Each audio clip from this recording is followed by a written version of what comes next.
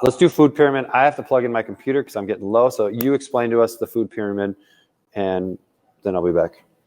Gosh, I really wish there was a screen share on here. All right, guys. So I am not talking about my plate. I'm going to talk about the original food guide pyramid that was really popular when I was in school. But I think a lot of people still see the pyramid and not the plate when we talk about things. So the bottom of the food guide pyramid is grains. I'm going to actually see if I can find the food guide pyramid and maybe show you guys it on my phone onto the screen. So the bottom of the food guide pyramid,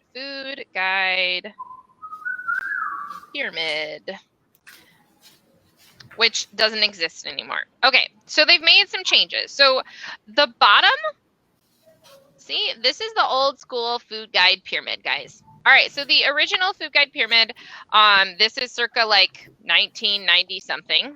They have made some changes to my plate, and we can actually talk about that maybe next week, but we're going to talk about this. So the bottom is bread, rice, cereal, and pasta group, 6 to 11 servings.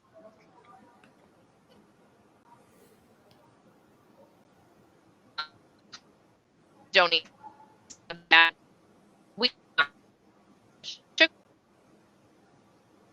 Hysterical. I don't know if you're frozen or you're. No, you were frozen for a little bit. Let your internet catch up for a second. You're kind of going in and out a little bit. We're losing your losing your vibe. Wait for it. Wait for it. I think you're good now. Okay, so it's 6 to 11 servings of bread, pasta, cereal, rice. Refined carbohydrates. Let's call it what it is. I'm just trying to, that's what it's not called refined carbohydrates here. That is what's terrible. Okay, so and then the vegetable group is womp, womp, womp. We're going to start by moving the vegetables to 6 to 11 servings. So think about that right now. And now let's talk about a serving of vegetables. So Trevor, what would you call a serving of vegetables? Well, it depends first on the type of vegetable and how we may prepare it. But for a general rule, we use the fist as a nice little gauge on what a serving of vegetables is. Obviously, if we were to look at actual servings, they'll say like a cup of leafy greens is considered a serving, and a half cup of chopped, like let's say green pepper, would be considered a serving. But about a fist or like a little cupped hand is probably a pretty good indicator of what a serving is.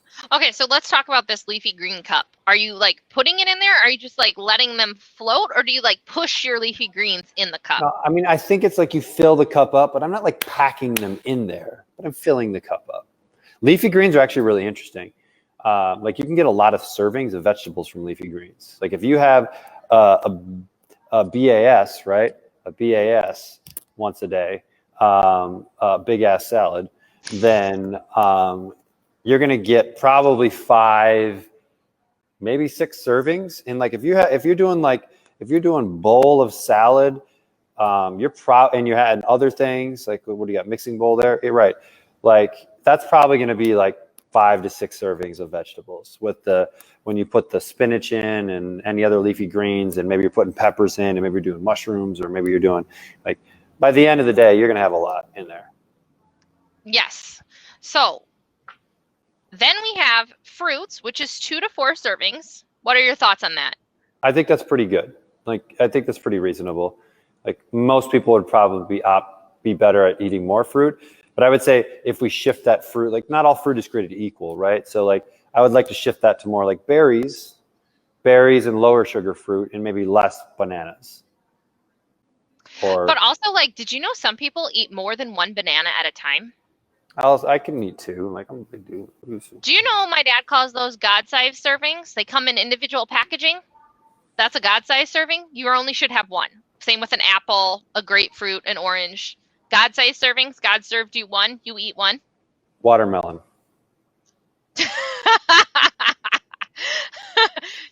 Touché. I mean, if we're going off to this theory, watermelon, but so melon. think like those things were trees that we would have picked. We would have picked off the trees, those fruits, Right. bananas, those kind of things. But watermelon, we would have had to grow. And we didn't really grow them conventionally. Now I'm going back. Okay. Well, I know where you're at. Okay. But, I mean, like, so like a banana too, like you get a little bit of baby bananas and you get big bananas, depending on like the bananas that you choose. So, like, I don't know. I get what you're saying. If you are trying to lose weight though, one banana. You are not Trevor. Yes. He is probably the exception, not the rule. And my goals aren't to lose weight, so. Exactly why you're not. Okay, so I'll eat a couple bananas then. So the next thing is milk, yogurt, and cheese group. What I mean, I don't even know if I would call that a food group. Show me the thing again. Show me the thing again. All right, so okay, we're up the next level. We're tier 3 now. Okay. Yep. I mean, like it's not really a food group. Like dairy is kind of a food group, but it's like what is it? Is it fat? Is it protein? Like it does provide some vitamins and minerals. Like I mean, I think it should be in there probably. Like I mean, I think it needs to like be in the conversation because when we look at like good pieces of dairy, like yogurt, kefir. Fermented dairy is like super like good for us. But even like full fat dairy, there's tons of benefits to like full fat dairy and the nutrients it provides. And we're talking not skim milk, guys. Like stop buying fat-free and low-fat dairy products. Milk is one of the exceptions that I'm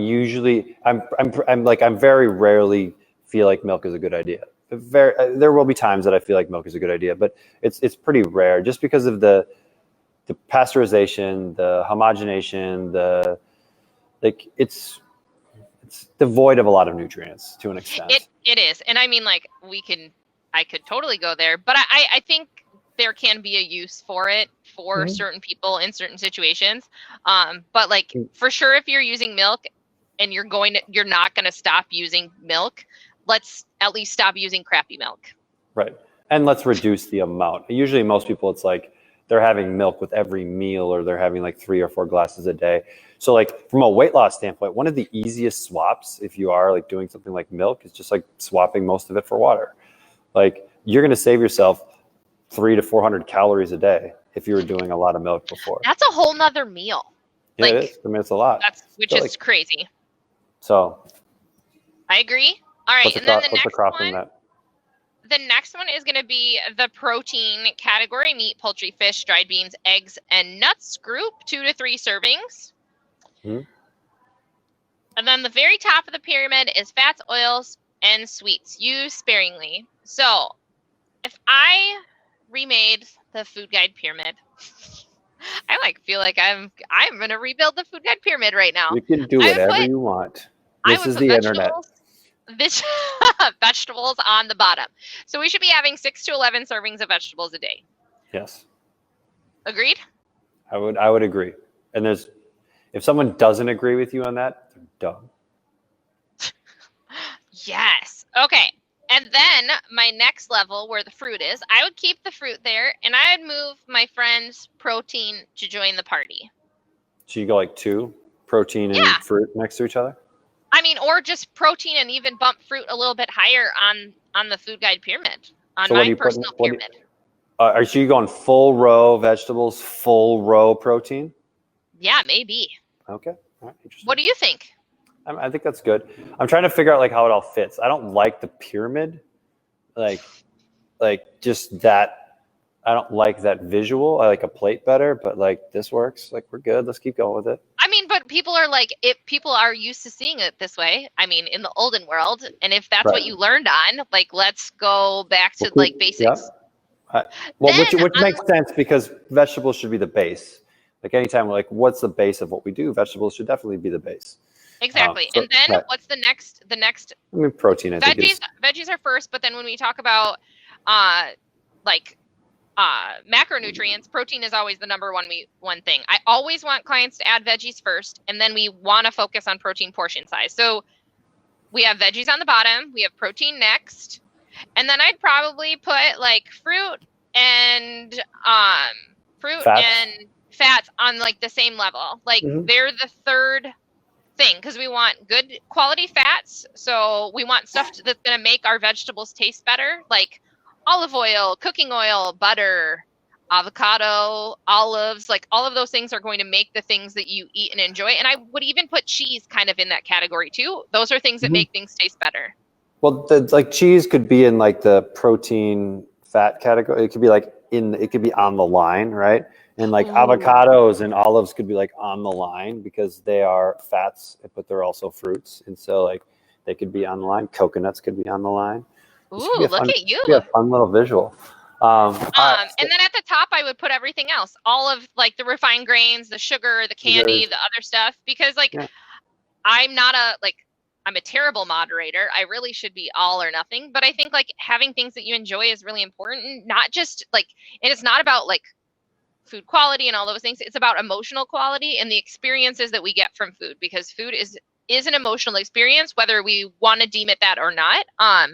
Whether it's like brings back the thoughts of your grandmother cooking in the kitchen, or using it as like something to comfort ourselves with in other times too. So like I don't want to completely remove those things from the pyramid, because I think it's important to treat yourself occasionally. Yeah, like I mean that's just part of. I think that's part of not developing an unhealthy relationship with food, to an extent, right? Because we live in a world where most of it is junk, and you don't want to be that person that goes out to a restaurant and like you have to ask the waiter to like, or you bring your own olive oil for the waiter to oh my god, I have never ever done that. I just want to be very clear. I know Trevor's like, God, if anyone has done this, Ashley is totally this person that has brought her own olive oil to the store. Right. So like, I mean, there's a level of neuroticism that we want to kind of like not get to.